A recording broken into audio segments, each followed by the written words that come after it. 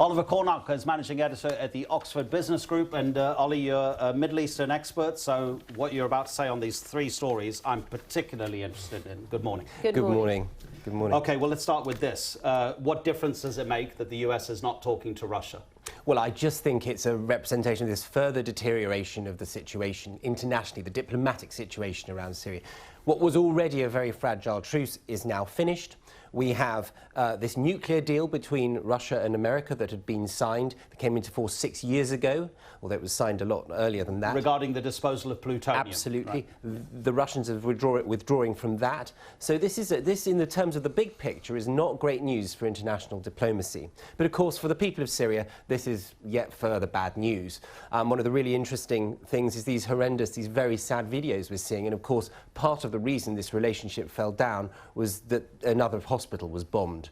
And I think it's very important not to lose sight of this huge human cost. Stepping a little bit further back and looking to the future, of course, what is Russia trying to achieve? What is America trying to achieve here? Well, of course, very sadly, realpolitik. They're looking for a place around that table. They're looking to see how, whatever happens at the end of this horrendous mess, they all want a stake in the future of this crucially important region. The way the Russians are going about it, though, seems to, I think, most analysts to be more controversial, shall we say. They're going to be sending more military aircraft. The Americans had said a few days ago, stop bombing Aleppo, otherwise we're going to end the talks. And a Russian top analyst in Russia has said that the way the Russians are thinking they're going to help Assad reclaim Aleppo is by razing it to the ground. Absolutely. I think the partnership between Assad and Russia is well documented. However, the simple fact is Putin and Russia got stuck into the Syria scenario rather sooner than the West did, and they have stolen a march, and that is simply where we were. And the problem of the legacy of the wars that the West, particularly the US and the UK, have fought in the Middle East has been this reluctance to get involved. And I'm afraid this is simply part of that playing out. Mm-hmm. Right, let's have a look at the Financial Times, because it's looking at Turkey and President Erdogan extending emergency rule for another 90 days. It says he faces vital challenges to democracy. Give us your take on how that country is doing right now. Obviously, the coup was in July. Absolutely, and I lived in Istanbul for a long time. I know it well. The simple fact is that Erdogan is extending this, and this article actually talks about it being extended indefinitely.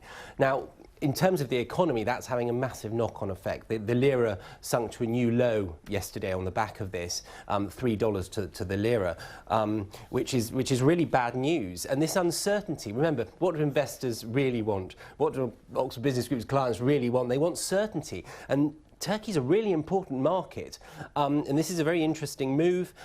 It will fall into the play of those that argue that, of course, Erdogan is simply tightening his grip on the levers of control in Syria. Thousands and thousands of people are still in prison. 35,000 almost, 32,000. To have been a part of that and the only challenge, coup. of course, Tim, would be the constitutional courts, and of course he has already removed quite a lot of opposition from there. So this is an interesting story to follow, because it's not going anywhere quickly. And he's also getting closer to Putin, isn't he? But there is an argument there, yeah, absolutely. What's the situation with Fethullah Gulen, the cleric who's living in the United States? I'll tell you, a friend of mine lives in Istanbul. He recently moved there. Some people came to his house and said, where did you get your dining table? I like that dining table. He said, oh, I bought from that furniture shop in that neighborhood. They said, oh, you're Gulenists. Gulenists own that furniture shop. He said it's that divided.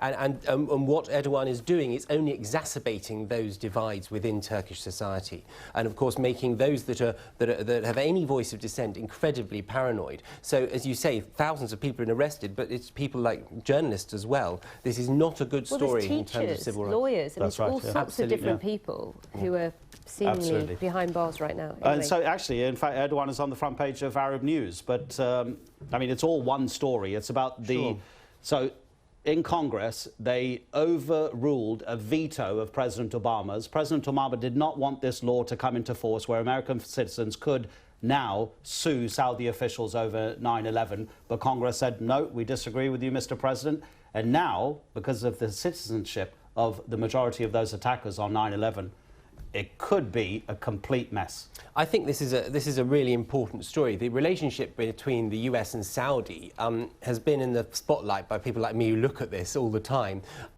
There is this big argument within the Gulf, particularly in Saudi Arabia, that the US has stepped back from involvement with the Middle East. And when you look at a story like this, it's difficult to argue against that. Of course, Obama fought quite hard, but quite how hard he fought, I couldn't say. But Congress has overturned this. This idea of sovereign immunity has been brought up within this article. I don't quite buy that because, of course, these were not diplomats. The Saudis, for their part, would argue that, of course, these were not citizens. Half of these people were people they would have happily disenfranchised from their passports. All of those things. Diplomatically, though, this is going to be very difficult for the Americans to wriggle out of. It's going to be very difficult for Obama with just a couple of months still to go. It'll be interesting to see where this story goes. And let me put another angle to this. The Saudis have millions of dollars within America. Yes. They hold an awful lot of reserves with the Central Bank of America. These are financially quite interesting angles to take. Now, if the Saudis were to withdraw a lot of that money, that would be a very interesting angle. Now, I'm not sure that would happen. There's a lot of sabre rattling here. The other angle of here, of course, is that Erdogan has endorsed the relationship between Turkey and Saudi Arabia. Is that Erdogan positioning himself in perhaps a new area of strategic partnership? Yeah, that financial angle is very, very interesting, I must say. Right, this is your bag. Quick look at Mr Hammond, what he had to say yesterday, the pound reacting swiftly. Interesting, he seems to be an advocate of soft Brexit as opposed to hard. Theresa May possibly harder, but at the end of the day, we still haven't hit the Article 50 button, which starts the whole process off. That's supposed to happen in March next year. Well, the single word in this headline that stands out to me is uncertainty. This simply exacerbates the whole period of uncertainty that we're in at the moment. It sends a terrible message to investors. The pound, of course, has reacted. Hammond has overturned the former Chancellor, the former Minister of Finance's fiscal goals. Yet more uncertainty. This is not good for investors. I think you're right. This hard Brexit, soft Brexit debate carries on. Whether there's going to be access to the union, all of these things, and with the refugee, with the immigration story as well. But absolutely no conclusion here at all.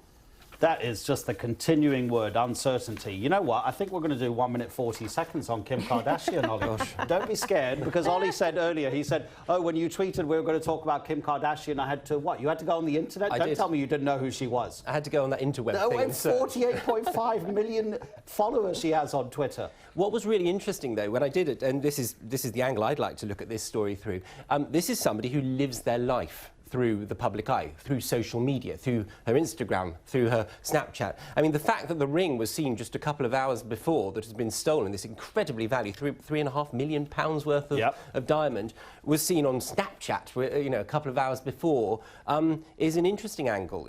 It's a sad angle in the sense that people should, I suppose, be able to live their lives through whatever means they want. But if you put all your jewellery out there on the windowsill, people are going to look at it, and you know those that have fiddly fingers might start to come and nick it. So you'd think she'd have the security, though. Well, the thing if is, you've got a $3 million forced ring on your finger, you'd have security, wouldn't you? Well, you'd keep your ring in your hand in a safety deposit box as you're walking around, wouldn't you? They forced their way into the building. They made the concierge tell them where she was. They held a gun to her head. In 30 seconds. Have we overplayed this story? We have had a lot of grief for reporting this. I thought it was big news. I'm not a celebrity follower. I think in terms of the story itself, perhaps we have. In terms of the message it's sending to people, in terms of the message it's sending to young people who are spending hours attached to their smartphones, no. Because the simple fact is, if you lead your life through the public, the medium of social media, there are going to be repercussions. Yes. It says the man who is at Ollie Arabia on Twitter. Absolutely. Follow him, you'll learn something. Thank you very much indeed, Ollie. Always appreciated. Have a really good day, and we will see you soon. Bye-bye. Bye-bye.